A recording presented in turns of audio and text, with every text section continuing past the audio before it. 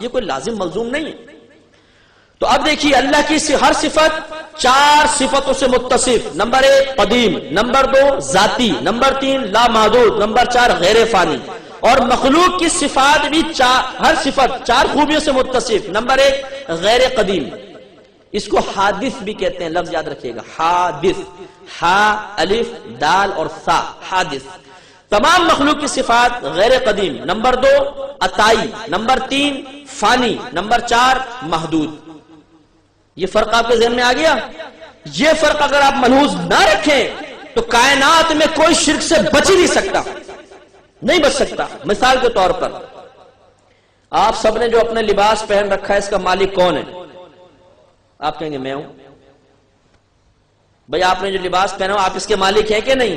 حالانکہ اللہ فرماتا ہے کہ لہو ما فی السماوات و ما فی الارض، اللہ ہی کی ملکیت میں ہے جو کچھ آسمانوں میں ہے، جو کچھ زمین میں ہے، وہ تمام چیزوں کا مالک ہے۔ اب بتائیے آپ مشرک ہو گئے کہ نہیں ہو گئے؟ اللہ کہہ رہا ہے میں مالک، آپ کہہ رہے اس لباس کا میں مالک، 2 مالک، وصف ملکیت میں شرکت ثابت ہو گئی نہیں ہو گئی؟ آپ کیسے شرک کے الزام سے بری ذمہ ہوں گے؟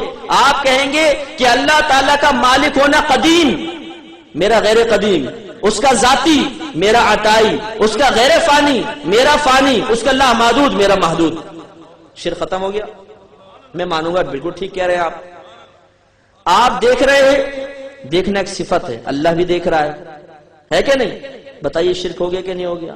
آپ کہیں گے نہیں مفتی صاحب یہ شرک نہیں ہوا، اس لیے کہ اللہ کا دیکھنا قدیم، میرا غیر قدیم، اس کا ذاتی، میرا عطائی، اس کا لا محدود، میرا محدود، اس کا غیر فانی، میرا فانی۔ شرک کہاں سے ہوا؟ ٹھیک ہے میں تسلیم کروں گا۔ اب آجئے اس طرف، اللہ کے لیے علم غیب ہے کہ نہیں؟ ثابت ہے؟ میں کہتا ہوں نبی کے لیے بھی ثابت ہے۔ آپ کہیں گے مفتی صاحب تو شرک ہو گیا، میں کہوں گا نہیں، اس لیے کہ اللہ کا علم غیب قدیم، نبی کا غیر قدیم، اللہ تعالیٰ کا ذاتی، نبی کا عطائی، اللہ تعالیٰ کا لا محدود، نبی کا محدود، اللہ تعالیٰ کا غیر فانی، اور نبی کے علم پر فنا ممکن ہے اگرچہ وہ کو پذیر نہیں ہوگی۔ تو جب ہر چیز میں آپ ان 4 دلیلوں کو دے کر شرک سے بچ گئے تو علم غیب مصطفیٰ میں شرک کہاں سے ثابت ہو گیا؟ جی میلاد مصطفیٰ منانا شرک ہے، لا حول ولا قوت، جتنا شرک کو ختم کرنے والا میلاد مصطفیٰ ہے اور کوئی چیز نہیں ہو سکتی ہے، اس لیے کہ میلاد ولادت سے ہے اور خدا پیدا نہیں ہوتا، بندہ ہی پیدا ہوتا ہے، مخلوق ہی پیدا ہوتی ہے، تو شرکت کو تو احتمال ہی نہیں میلاد میں، لیکن پھر بھی جی میلاد شرک ہے۔ اب آپ خود بتائیے بچکانہ بات ہے کہ نہیں؟ میلاد کو شرک کہنا ہے کہ شرک کرنا ہے؟ لا حول ولا قوت، کیسے شرک ہو جائے گا؟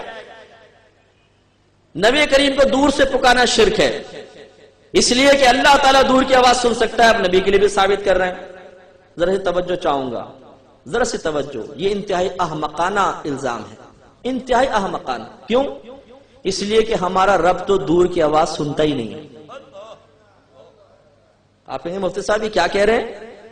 میں بالکل صحیح کہہ رہا ہوں۔ پہلے اس چیز کا نام بتائیے کہ اللہ تعالیٰ جس سے دور ہے، لائیے وہ چیز میرے سامنے کہ اللہ اس سے دور ہے، بتائیے۔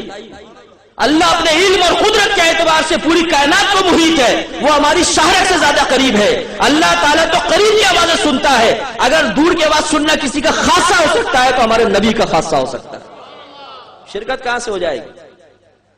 یہ احمقانہ خیالات پبلک کے اندر ڈال کر اور لوگوں کو انتشار میں مبتلا کرنا، یہ بے وقوفی ہے، یہ نادانی ہے۔ پہلے سمجھیے شرک کسے کہتے ہیں، اس کی حقیقت کیا ہے، پھر اس کے بعد کلام کرنا چاہیے۔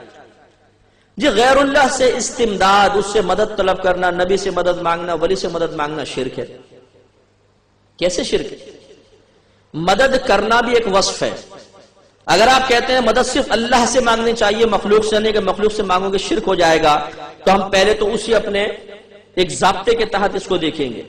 اللہ تعالیٰ کا مدد کرنے کی صفت قدیم، ہمیشہ سے مدد کرتا چلا آ رہا ہے۔ اگر کوئی مخلوق مدد کرے گی تو پھر بعد میں ہی کر سکتی ہے، ہمیشہ سے تو نہیں، جب اس کو یہ مدد کی قوت ملی اس کے بعد۔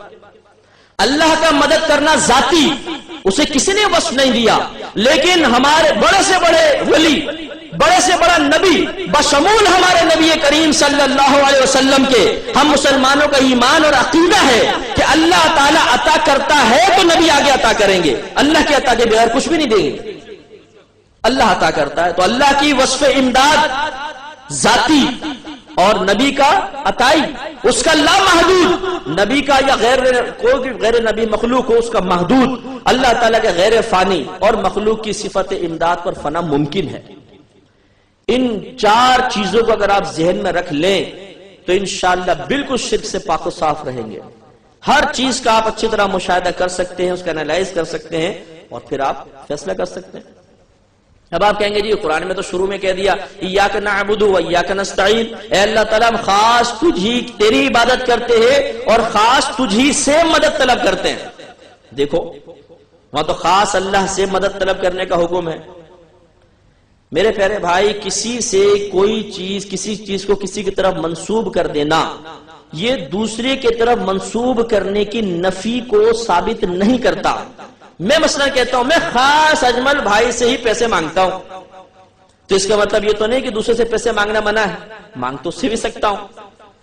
تو یہ مسئلہ ہے کہ ایاک نعبد و ایاک نستعین، سابقہ قرینہ خود بتا رہا ہے اے اللہ ہم خاص تیری ہی عبادت کرتے ہیں، اس طرح عبادت نہیں کرتے جیسے مشرک کر رہے ہیں کہ اللہ کے وجود کو وہ بھی مانتے تھے۔ اللہ نے قرآن میں فرمایا ان سے پوچھو کہ تمہارا خالق کون ہے، یہ کہیں گے اللہ۔ ان سے پوچھو تمہیں رزق کون دیتا ہے، یہ کہیں گے اللہ۔ لیکن مشرک کہتے کیا تھے؟ وہ یہ کہتے تھے کہ ہم بتوں کی عبادت اس لیے کر رہے ہیں تاکہ یہ بت ہمیں اللہ کے قریب کر دیں۔ انہوں نے اللہ کے قرب کا وسیلہ بتوں کی عبادت کو قرار دیا، اللہ تعالیٰ نے ان کو مشرک قرار دے دیا۔ غلط، ایسا نہیں کرنا چاہیے۔ تو اب اگر آج کوئی شخص کسی غیر اللہ سے مدد طلب کر رہا ہے تو وہ اس کے زمرے میں نہیں آئے گا، کیونکہ ایاک نعبد و ایاک نستعین، اے اللہ ہم خاص تیری ہی عبادت کرتے ہیں، مشرکین کی طرح کسی اور کی عبادت کو تیرے قرب کا وسیلہ نہیں بناتے ہیں۔ و ایاک نستعین، اور خاص تجھی سے مدد طلب کرتے ہیں، مشرکین کی طرح نہیں کرتے کہ وہ بتوں سے مدد طلب کرتے ہیں۔